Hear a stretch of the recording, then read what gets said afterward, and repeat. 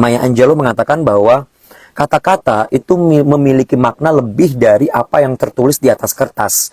Tetapi untuk meningkatkan maknanya lebih dalam dibutuhkan suara manusia. Makanya ketika kita berkomunikasi, walaupun kita sudah hafal, walaupun kita sudah menguasai materinya, materi itu belum tentu tersampaikan dengan optimal jika kita menyampaikan atau mendeliverinya tidak maksimal. Speak Pouring Confidence, I'm ready. Hai, semangat pagi semuanya. Halo. Nah, kita ketemu lagi dalam live IG Public Speaking Sharing Session. Nah, pagi ini saya masih bawa bukunya Win Every Argument dari Mehdi Hasan. Ya, saya ketika membaca bukunya si Mehdi Hasan, karena memang latar belakangnya mungkin punya kemiripan ya. Mehdi Hasan seorang jurnalis, dia seorang presenter TV juga, kemudian dia juga mendampingi beberapa kalangan untuk peningkatan skill public speaking, khususnya di bidang debat. Nah, ada hal-hal menarik yang kemudian saya dapatkan ketika mencoba mengulik dari beberapa lembar ya. Jadi gini, misalnya satu bahasan itu ada yang mengingatkan saya tentang ketika kita berbicara tentang kemampuan seseorang dalam berkomunikasi, khususnya public speaking, masih banyak orang yang beranggapan bahwa ada orang yang berbakat, ada orang yang tidak berbakat. Padahal kalau kita melihat ini secara pembuktian ya, sejarah mengatakan banyak sekali orang-orang hebat. Kalau kita berbicara mengenai skup dunia, misalnya ya, ada Winston Churchill, kemudian juga ada Luther King ya, saya lupa namanya ya. Dengan pidato yang terkenalnya itu adalah I Have a Dream ya, Martin Luther King maksudnya, Martin Luther King ya. Beberapa orang-orang hebat ini ketika kita membaca historinya, ternyata mereka nggak langsung hebat kok. Winston Churchill misalnya, dia itu dulu di awal, dia itu punya kelemahan dalam pelafalan dan berbicaranya nggak jelas. Sampai pada saat momen yang ditulis di buku ini ya, itu di usia 29 tahun ketika dia berbicara di depan audiensnya itu adalah para dewan begitu. Dia itu awalnya tampil bagus sampai di puncak pada pidatonya, dia mendadak lupa. Begitu si Winston Churchill lupa, dia kebingungan. Sampai akhirnya itu berlangsung kurang lebih 3 menit. Bayangin ya, kalau Anda maju ke depan, Anda mau berbicara, Anda mau presentasi atau menyampaikan gagasan Anda, tiba-tiba Anda lupa. Lupanya itu nggak sebentar, 3 menit. Kalau berbicara, lupa 3 menit di depan itu panjang banget. Panjang banget, jangankan 3 menit ya, 1 menit pun rasanya panjang kalau kita kemudian merasa tidak nyaman. Nah, ini Winston Churchill ternyata pernah merasakan itu. Begitu juga dengan Martin Luther King ya. Dia juga bukan seorang yang langsung hebat. Ternyata pidato hebatnya I Have a Dream itu lahir dengan sebuah proses yang sangat panjang. Banyak orang mengira bahwa dia itu tampil dengan menyampaikan speech yang I Have a Dream itu langsung bagus. Ternyata begitu dipelajari dan ditelusuri lagi, pidato I Have a Dream dengan kemampuannya menyampaikan sangat bagus, itu berdasarkan proses. Dia sudah sangat sering menyampaikan dari satu tempat ke tempat lainnya. Saya langsung teringat, saya langsung flashback beberapa tahun yang lalu ketika di awal-awal saya sharing tentang public speaking. Saya rasa nggak nyaman, saya jujur ya. Saya masuk, datang, ketemu dengan audiens, entah itu audiensnya mahasiswa, audiensnya ibu-ibu, atau siapapun itu. Saya diundang di seminar menjadi pembicara. Itu ada perasaan nggak nyaman gitu. Aduh, perasaan nggak nyaman. Ketika saya flashback lagi karena dengar cerita ini, oh iya bener ya. Kita akan terbentuk dengan sebuah proses waktu yang itu disebut selalu dengan jam terbang. Sehebat apapun kita belajar public speaking, sehebat apapun kita menguasai teori-teori public speaking, sebanyak apapun buku yang kita sudah baca, sebanyak apapun konten-konten yang sudah kita dengarkan dan kita pahami, itu tidak akan pernah berpengaruh kalau kita tidak mengambil satu langkah yang disebut dengan mempraktekkan, mengaplikasikan, melakukan. Nggak akan berpengaruh. Terus pertanyaan sebenarnya begini ya, kalau kemudian kita sudah belajar ya, konsepnya kita sudah menguasai, saya ingin menyampaikan.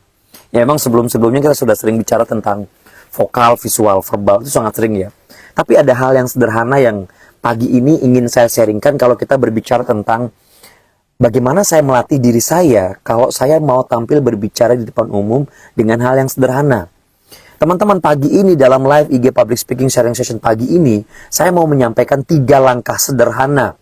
3 langkah ini bisa menjadi opsi bagi Anda untuk melatih public speaking Anda. Selamat pagi, selamat pagi, selamat pagi. Ada Bu Yuliana, kemudian teman-teman lainnya, selamat pagi ya. Kita lagi membahas mengenai 3 hal atau 3 langkah, 3 cara yang teman-teman bisa gunakan untuk melatih public speaking Anda. 3 langkah ini apa? Yang pertama adalah melatih bagaimana Anda terlihat. Ya, melatih bagaimana Anda terlihat. Maksudnya gimana? Ya selain Anda kemudian sudah menyiapkan materi ya. Anda diminta untuk presentasi, Anda mengumpulkan materi, Anda sudah meriset materi, ya mau nggak mau Anda harus melatih. Melatih untuk apa? Pertama adalah melatih bagaimana Anda terlihat. Ini sering menjadi sebuah reminder bahwa ketika kita tampil bukan hanya tentang apa yang kita sampaikan, tapi bagaimana kita menyampaikannya. Orang akan percaya kepada kita bukan hanya dari kata-kata kita, tapi dari tindakan kita. Ya, dari tindakan kita. Jadi kalau apa yang kita sampaikan itu sesuai dengan apa yang kita katakan dan tindakan, maksud gini, apa yang kita pikirkan itu sesuai dengan apa yang kita katakan dan kita lakukan, nah itu akan kuat komunikasi Anda. Tapi kalau apa yang Anda pikirkan tidak sesuai dengan apa yang Anda katakan, apalagi Anda lakukan, maka semuanya buyar. Yang sering kali terjadi apa? Pikiran perkataannya sesuai, tapi tindakannya tidak sesuai. Dia mengatakan satu hal yang sangat penting, tapi mukanya nggak kelihatan penting. Dari mana? Dari ekspresi. Dari matanya nggak berbicara penting. Dari gerakan tangannya tidak berbicara penting. Misalnya, Anda defense seperti ini, atau Anda begini, Anda menunduk. Nah, itu akan sangat berdampak kepada komunikasi kita. Sehingga, tips kita pagi ini yang pertama ketika Anda mau latihan adalah latihan bagaimana Anda terlihat. Ya, latihan bagaimana Anda terlihat. Kalau Anda sudah punya materinya, coba latih materi itu disampaikan. Ya, latihan yang paling sering dilakukan dan pesan ini disampaikan dari zaman dahulu kala sampai sekarang adalah berbicara depan cermin. Karena ketika kita berbicara depan cermin, kita bisa melihat diri kita sendiri.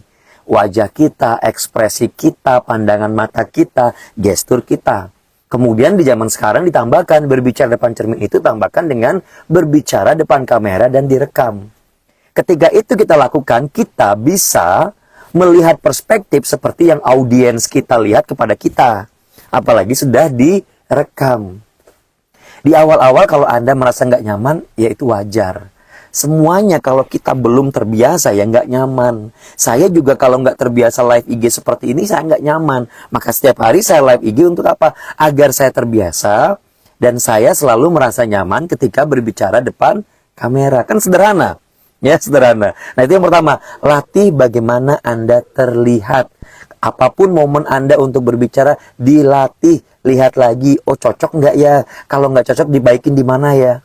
Oh saya mau tersenyum, ya latih tersenyumnya. Kadang-kadang kita sudah melatih tersenyum, kemudian di hari H kita mau tampil, karena kita nervous, kita lupa senyum.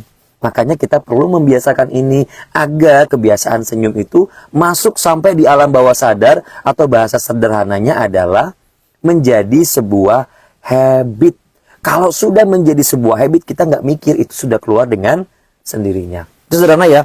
Jadi latih bagaimana Anda terlihat, bagaimana gerakan tangan, gestur Anda, bagaimana ekspresi Anda, itu yang kita tekankan. Ya, nah untuk melihat detailnya lagi ya belajar public speaking lah ya. Banyak referensinya banyak. Salah satu saya rekomendasikan ini, Win Every Argument dari Mehdi Hasan ya, karena saya lagi banyak baca buku ini ya, sama bukunya Winning Minds dari Simon dan Chester, atau buku-buku Paul McGee, bukunya Carmine Gallo, Talk Like That. Bukunya Chris Anderson juga kurator dari TEDx. Saya juga suka membaca beberapa buku-buku tersebut. Sehingga ketika saya baca beberapa kali pun, itu insight-nya baru gitu muncul. Oke, itu yang pertama teman-teman ya. Latih bagaimana Anda terlihat. Kalau Anda sudah video buat rekamannya, Anda lihat sendiri, malu lihat muka saya sendiri. Anda aja masih malu melihat wajah Anda sendiri, apalagi audiens Anda. Oke, kita yang kedua. Kalau yang pertama sudah latihan bagaimana Anda terlihat, yang kedua adalah latihan bagaimana Anda terdengar. Artinya apa? Vokal, suara.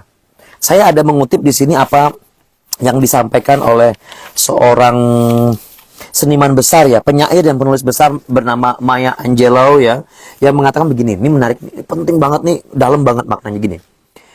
Kata-kata yang memiliki makna lebih dari apa yang tercantum di atas kertas. Kata-kata itu memiliki makna lebih dari apa yang tercantum di atas kertas. Namun, dibutuhkan suara manusia untuk menyisipkan makna yang lebih dalam. Artinya apa? Katanya sama, jika diucapkan dengan suara yang berbeda, maka akan menghasilkan pemaknaan yang berbeda, emosi yang beda. Di kelas public speaking, di Semesta Academy maupun di kampus ya. Halo, selamat pagi. Selamat pagi Alfianita. Thank you ya, makasih ya. Teman-teman yang lain juga terima kasih. Tadi juga ada sahabat saya, ada beli pasak Teksa ya, terima kasih ya. Ada Lutfi juga, teman-teman semuanya. Jadi gini, kalau saya mengatakan begini tadi, Maya Angelou mengatakan bahwa kata-kata itu memiliki makna lebih dari apa yang tertulis di atas kertas. Tetapi untuk meningkatkan maknanya lebih dalam dibutuhkan suara manusia. Makanya ketika kita berkomunikasi, walaupun kita sudah hafal, walaupun kita sudah menguasai materinya, materi itu belum tentu tersampaikan dengan optimal jika kita menyampaikan atau mendeliverinya tidak maksimal. Dalam kelas public speaking saya selalu tekankan begini. Kita jangan hanya fokus dengan pesan. Kita jangan hanya fokus dengan pesan. Karena kita sebagai manusia, manusia itu tidak hanya makhluk logika, tapi makhluk perasa, makhluk emosi. Sehingga ketika kita mengirimkan pesan, pastikan di balik atau di bawah pesan itu, di balik pesan itu ada namanya kesan. Kesan itulah emosi. Emosi salah satunya ditransfer dengan cara suara. Lagukan suara Anda. Maka ketika di bagian kedua ini, latih bagaimana Anda terdengar, fokus aja kepada 4P. Apa sih 4P ini? P pertama adalah pitch. Pitch itu apa? Nada suara Anda. Kalau nada suara Anda flat, ya nggak terasa emosinya dong. Pitch suaranya, P pertama. P kedua, itu adalah pause. Pause itu apa? Jeda. Ya, kalau berbicara pun kita pakai jeda. Sebagai pemula, biasanya pemula itu nervous. Kalau nervous itu napasnya cepat. Kalau napasnya cepat, bicaranya cepat. Jadi kalau ada jeda takut. Takut salah lah dan lain sebagainya. Ya, itu yang kedua adalah pause. Perlu kita melatih untuk selalu ada jeda. Dengan adanya jeda, audiens kita itu bisa mikir, bisa merasakan, bisa meresap, bisa berimajinasi. Karena ada apa? Ada jeda. Ya, pitch-nya sudah naik turunnya bagus, tangga nada suaranya, baru ada jeda. Kalau di pitch nada suaranya harus gimana? Ya, nada suara kita itu nggak nge-flat. Di mana kita harus naikkan nada suara kita, di mana kita harus turunkan. Kalau kita belajar public speaking mendetail di kelas public speaking yang saya dampingin untuk beberapa kalangan, saya mengajarkan dengan simpel tiga nada suara. Ada yang disebut dengan full. Nada full itu untuk meminta perhatian. Makanya kalau orang teriak, orang suaranya kencang, nadanya tinggi, itu minta perhatian. Tapi kalau nada suaranya sudah diturunkan menjadi 3/4, itu biasanya ngobrol biasa. Kalau mau mempengaruhi, turunkan lagi sedikit di 1/4. Ayo dong. Gitu, jadi contoh begitu ya, jadi turunkan. Nah itu mainkan aja. Mainkan itu plus pause. Itu akan menguatkan komunikasi kita. Terus bagian lainnya apa selain pause dengan jeda? Di sini disebutkan dengan kita menambah ada namanya pace. Pace itu kecepatan. Kapan saatnya kita bicara cepat, kapan kita agak ngerem. Kapan cepat lagi, kapan ngerem lagi. Dan jangan lupa P keempat adalah power.